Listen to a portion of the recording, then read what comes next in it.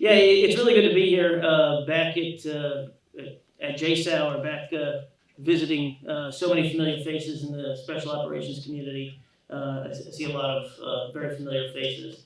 It's also really great to be here with David Ucko and Tom Marks, two individuals who I had never met until today, at least not in person, but I've been very familiar with their work. I think that the topic today is irregular warfare and strategic competition, defining concepts and educating practitioners. We're essentially diving into these definitional debates, and it seems like throughout my career in special operations, I've revisited the definitions of various terms again and again, and I know many of you have. The latest time of revisiting these terms occurred very recently for me with the Georgetown Security Studies program where I teach. It's a 2-year master's program geared primarily towards civilian national security professionals. Now, to be sure, we have some military in the program, but really geared towards those civilian security professionals. The students in the program are active in the national security community at the junior and mid-level. They include congressional staffers on both the personal and professional staffs. They include DoD civilians, Department of State civilians, Treasury, members of the IC, think tanks, and industries. Essentially, I look at them as they really are the future of the whole of government in the program. I joined the Georgetown faculty to teach one of two core courses in the program, and there's some overlap between the two core courses, but they really made the foundation for why we needed a course on strategic competition, and particularly irregular warfare in strategic competition. The first is 500, which is Theory and Practice of International Security. So it's what you'd expect in a security studies program, right? It's basically IR theory, but focused on why conflicts occur, why war occurs. And 501 is Strategy, Policy, and Military Operations, a course which is about how wars are fought and won. It's really what you might think, what you might expect. It's Clausewitz et al., strategic theorists, including Sun Tzu, Cotillia, and others, looking at theory and then going into case studies. After teaching that for a few years, a number of faculty and particularly students indicated a demand for a course on sort of the overlap between those two, how states and non-states employ measures short of war to gain strategic advantage while avoiding the costs and risks of major armed conflict. Now, I spent a lot of time in class and after class, at the pub with the students, explaining matters related to irregular warfare. Particularly things that you'll hear about, David and Tom talk about today: narratives, legitimacy, exploiting social schisms and vulnerabilities, attacks on political institutions, activities that occur before, during, and after wars. A lot of students pointed out that most of the case studies in the 501, that's the military strategy course, tend to focus on those things where the military element of national power is really important. So they involve conflicts characterized by traditional warfare, with some coin and FID campaigns, actually 2 of those in there. Now, to be sure, students at Georgetown, they can take courses, electives, and concentrations on key components of irregular warfare and strategic competition from some of the best in the field. So you can take electives on terrorism, on sub-state violence, on insurgency, counterinsurgency, on stability operations. And you can take them from great professors such as Daniel Byman. You can learn about social movement theory. You can take courses on intelligence and covert operations from senior members of the IC that are teaching at Georgetown. You can take courses on information and influence and regional studies. But there was no specific class that helped students understand how to craft strategies for or inclusive of irregular warfare for strategic competition. The core course on strategy provided a framework for analysis on grand strategy and military strategy. So here's how to look at a military strategy.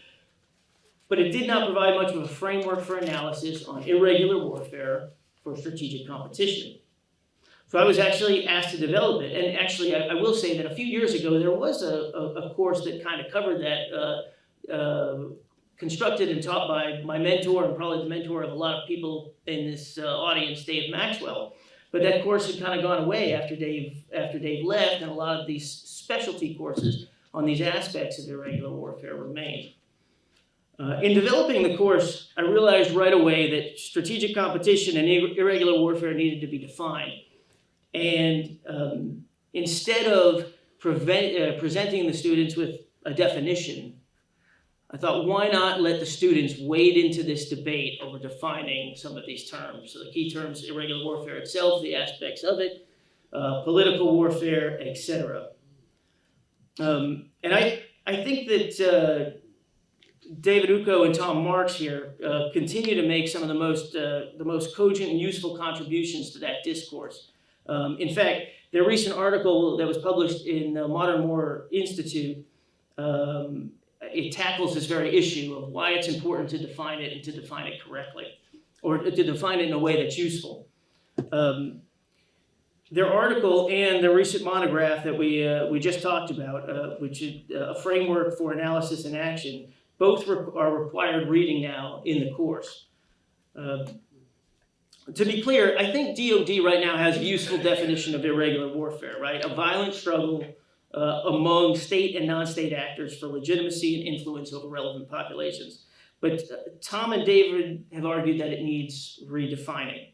So I'm going to invite David now to talk about that article, why they think it's necessary to refine the existing DoD definition, and what their revised or recommended definition will achieve.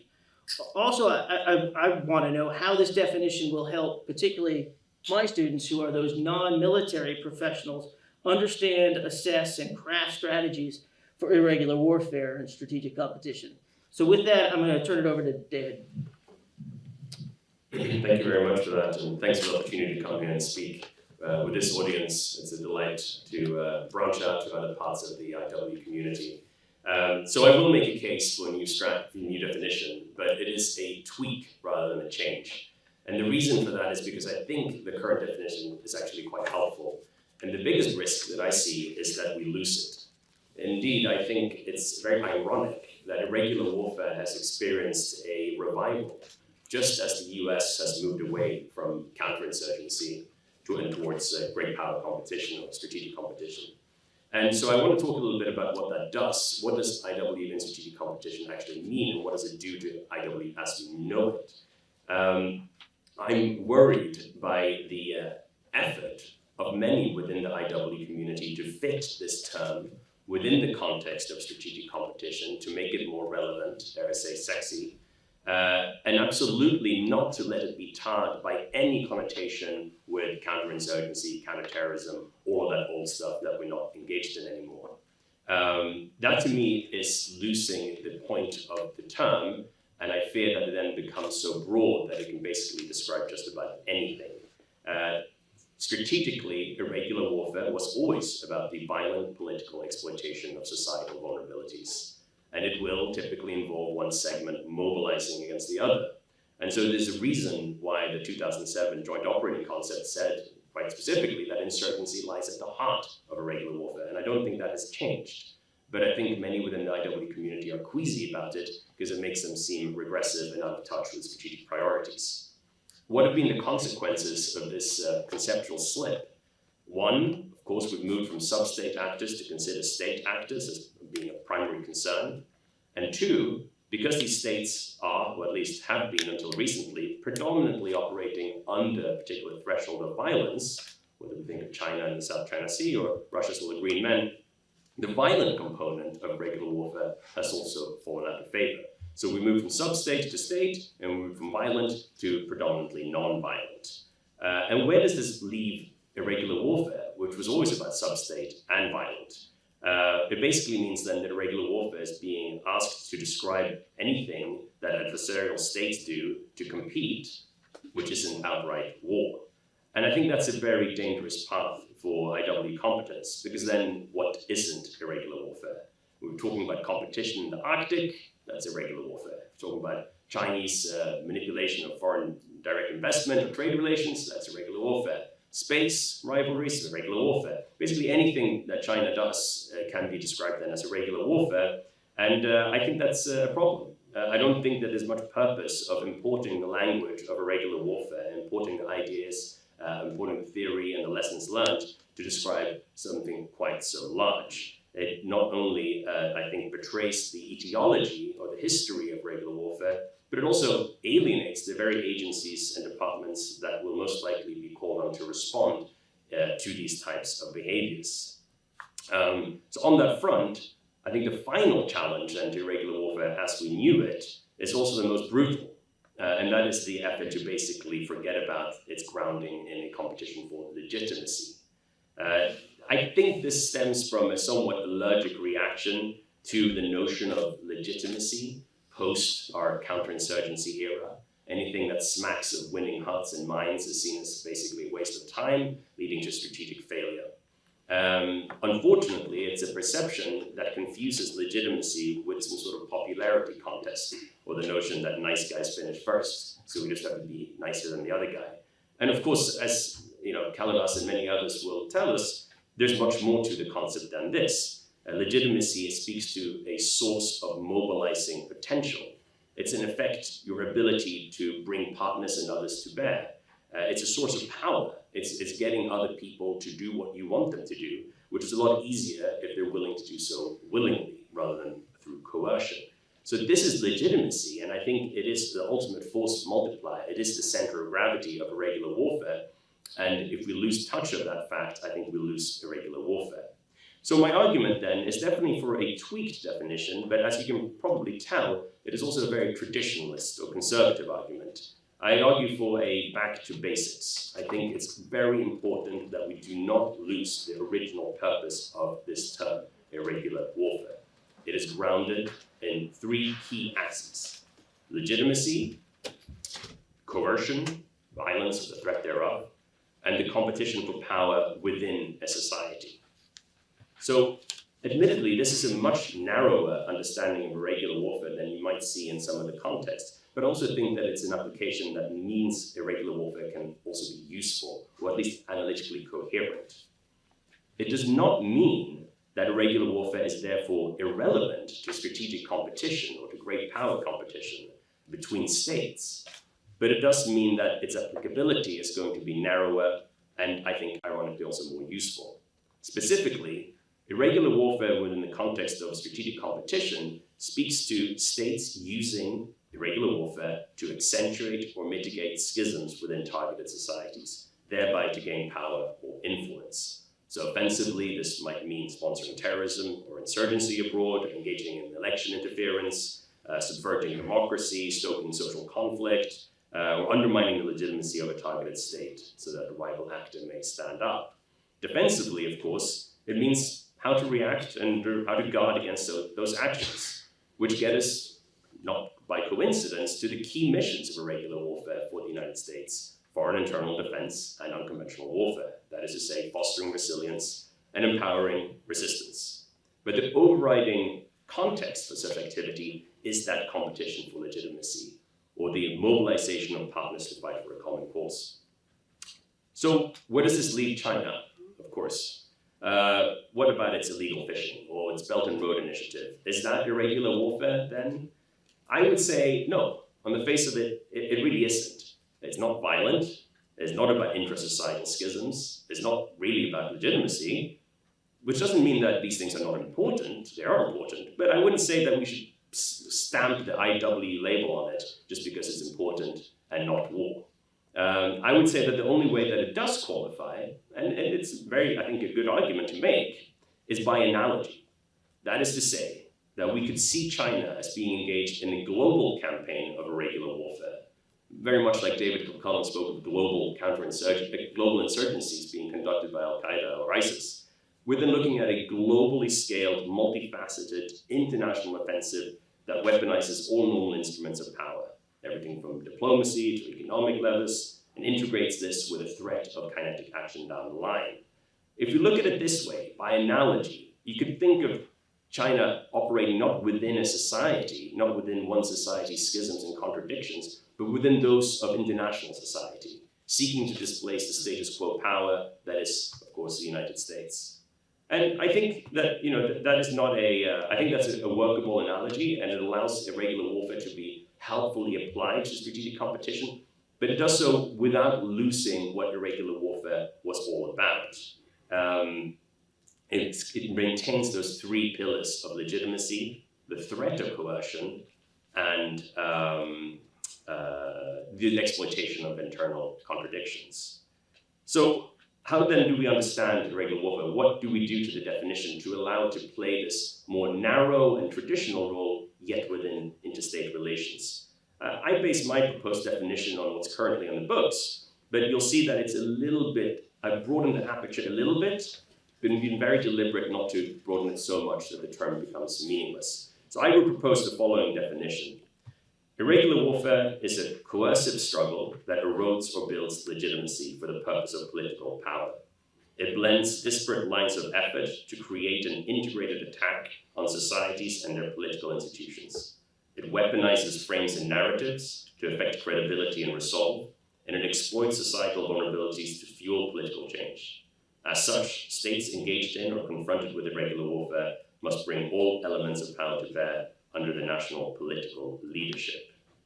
So what this proposed definition does is it tries to respect the etiology of the term and thus the reasons for why it was coined in the first place, but it also tries to apply it to a strategic environment of states competing on the global stage. I think it allows for the internationalization of irregular struggles within a global competition of power, but it also does not demilitarize the term. It maintains that focus on coercion and the threat of violence, which I think gives the armed forces a natural role to play. At the same time, in maintaining its crucial grounding in legitimacy as a center of gravity, the definition also strongly implies that whatever the Department of Defense does in this regard must be in support of civilian actors and political strategies.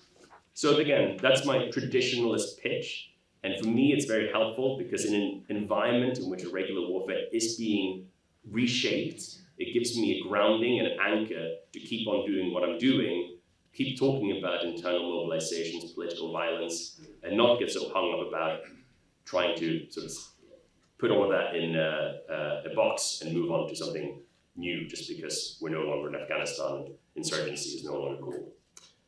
That's my pitch. Thank you. Okay, in a few minutes, I'm going to have something for Tom here. We want to hear from him about the framework. But in a bit, when we get to the question part, I really want to encourage the audience to stress test the heck out of this definition. And what I mean by that is go ahead and ask, by your definition, what does and does not include, what is and is not irregular warfare, and then where does your definition of irregular warfare fit in other related terms, such as political warfare, strategic competition, competitive statecraft, etc. But I'll go ahead and do one thing and tell you something that I do like about the definition, is that the second sentence alludes to a strategy and to IW's role in strategic competition, because that begins to make it useful. It blends disparate lines of effort to create an integrated attack on societies and their political institutions. I think that kind of clarifies what it does or what it should do. Not surprisingly, this definition nests very well with the monograph that you two wrote, which is now in its second edition on crafting strategies for IW. So, Tom, the monograph covers some of the definition issues up front, and it also addresses that boom-bust cycle that I think a lot of people in this room are familiar with in terms of irregular warfare and the U.S. national security community. But the framework you and David present in the monograph describes 5 frames for an estimate that helps the student practitioner certainly is helping my student practitioners understand and then craft strategies. So if you could tell us a little bit about the framework and how it nests with the proposed definition and the nature of IW as you see it. Try that one.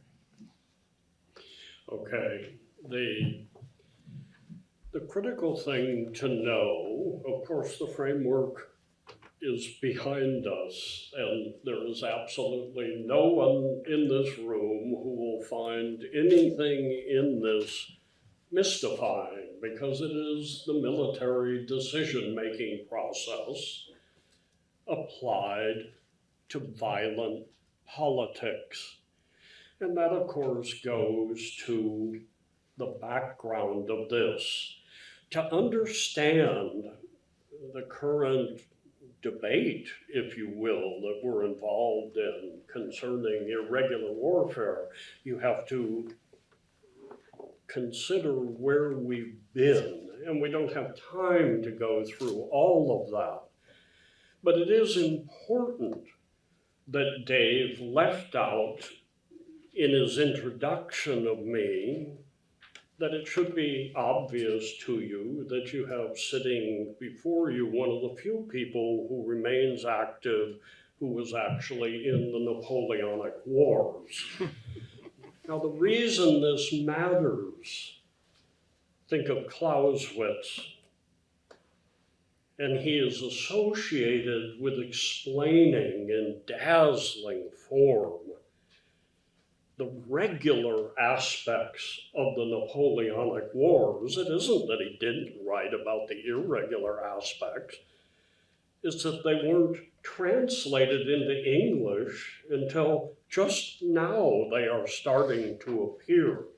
So any of us who have been through the post-war, meaning World War II era, have dealt with both regular conflict and irregular conflict.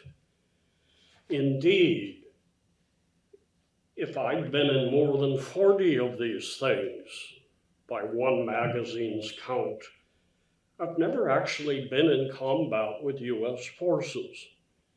I've always been with partners. So imagine yourself as a younger person, and you get a call one evening to come over to the president's house. It happened to be in Sri Lanka. And you walk in, and he's holding something you've written, and he says, I want to talk to you about this. And at the time, the country was in utter chaos. It was falling apart. This was 1986. The Indians hadn't even invaded. He said, I've read what you've written, but boil this down for me. Why is this happening? He's asking for an estimate of the situation. And he doesn't have all day, and he doesn't have all night. Who are the players? What are they doing? What is the problem? Where did that problem come from? And this, of course, was one of the most stunning parts of the discussion. He said, why is this happening? And you're a foreigner, you can say some things that they can't say. I said, you've got to be kidding me. You're screwing over 17% of your population, and the angry young people among them are hitting back. He goes, okay, I've got that. We actually talked about it for an hour and a half, but at the end of it, he said, okay, what do I do about it? He's asking for a course of action. Now, all of us who are in uniform learn to present our 3 courses to discuss the strengths and weaknesses, and the commander makes a decision. In the particular case I was in, he needed that thinking done for him, and he needed the course that had been chosen to be justified. He then said, all right, we have to respond. What is the one thing we lack? Well, you don't have a plan. We don't have a plan? No, sir. Why not? So don't ask me, you're the president. And to his eternal credit, he laughed. You're absolutely right. Can I offer you tea? And everyone who's been a second lieutenant should have seen this one coming. A plan. What does a plan look like? Have you ever seen one? Oh, yes, sir. Everybody at West Point has to do one. So you could do one for me. And it was 10:30 at night. I said, yes, sir. When do you need it? He said, 7:30 in the morning. What you see behind you is simply that thought process. What is the problem? What produced the problem? Why is my analysis, the framing of reality, my narratives, different from those we are labeling the problem? Given that they see what's going on differently than we do and have gone to violence, what is their strategy for achieving their goal? You get to the end at the top, the fifth box. The whole reason I was there with the president. What are we doing now? And notice that we depends crucially upon who we're talking about. This was the president of Sri Lanka. He wanted to know about, well, how come it's not working? That's why I'm talking to you. If we were aiding them, we might be giving a completely different assessment. Having done this then, things were screwed up, as I've said. He wants a plan. The first box below. What is your concept of response? What is your theory of victory? How are you proposing that things should be different? Now, proposing this, what is crucial is what was true in Sri Lanka. What are your authorities within a democracy? At CISA, for example, where 60% of our students remain partners, and for half of our existence, 100% were partners. We hammer home that democracies cannot do what, say, China's doing in Xinjiang, or Russia did in Chechnya. What are the laws in play, and what laws do you need? What are the assumptions you're making in offering your plan? And then you offer the plan. If the problem came from something, what can you do about it? This was one of the more humorous parts of my discussion with the president. He goes, when you tell him, well, you're screwing over 17% of your population and they're hitting back, what do I do about it? Stop doing it. And he said, that's gonna be tough. Now, what he meant, of course, is that a structure both empowers certain individuals and disadvantages certain individuals. How do you reform that structure so that its politics offer opportunity in such manner that people don't feel they have to go to violence? Now, if this surprises anyone, I would recommend you just read the Kerner report. When America was in flames during the 60s, and I was a young man, getting ready to go into the army, President Johnson, with the country in the same state as Sri Lanka, called up a blue ribbon panel, the Kerner panel, and he said, "Why is this happening?" So all of these wise men went back and they returned something that he didn't really expect, but to his eternal credit, he took it to heart. They said, well, what you should ask yourself is why things aren't worse. We have so marginalized, alienated, and brutalized a part of our own population that the place is blowing. So the course of action, of course, is mediation. How can the system reform behind the shield that protects it?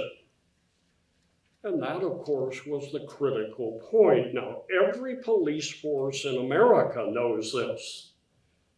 I'm from Hawaii, as is obviously my wife, meaning she's the one who keeps me straight and narrow. The largest youth activities league in Hawaii, the Police Activities League. What business is it of the police to be involved in athletics? You know immediately what it is. Get in early so that kids are invested in the system. Now, if that's the lengthy part on the roots, how do you address the fact that others see the same facts we do in a different manner? It's incorrect to think that you can preach to them. What needs to be understood is that in all political activity, leaders are not followers. Politicians are not voters. You're not going to get to leaders. You're not going to convince them. Any of us who have worked extensively with prisoners will tell you the top may in fact say, okay, the game's up. But they're not going to convert. But those who join political movements join for such a wide variety of reasons that that's why we have things like the Police Activities League. Finally, the strategy. How are they implementing? Now, nothing I have said means that there doesn't have to be kinetic action. The largest battle in Colombia was 8 counter-guerrilla battalions on 8 battalion equivalents that FARC fielded. The largest battle in Vietnam, 3 times divisions with artillery and tanks came down the pike. At one end, regular warfare. At the other end, some of the most hideous terrorism we had ever seen. How are you going to offer security to the population? And how are you going to get them to invest in the legitimacy of the system? And it's also incorrect to think that service provision is the way to achieve that. Popular empowerment where the people may in fact vote or do the things that provide services will lead to their support for the legitimacy of the system. Now, when you come up with your plan, of course, there are risks, and those risks have to be assessed and have to be mediated. The risk in Sri Lanka I was never confronted with, in the sense that I did the plan, the president said, okay, you've just explained this, it's very interesting. What if I don't do it? What's the risk? I said, well, you're going to be at it for another 20 years.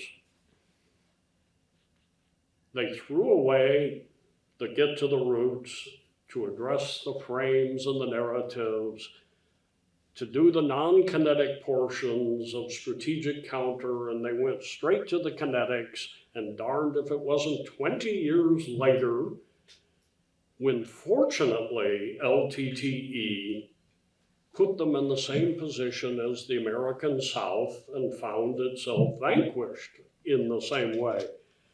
But they didn't have to go through that 30 years because the peculiarities of the system meant they could have done it the correct way. Now, to close this and bring it into the present, notice that if LTTE had won and they had Sri Lanka, well, right across the strait is Tamil Nadu with 55 million Tamils. Sri Lanka could very well have said, well, let's help those Tamils liberate themselves.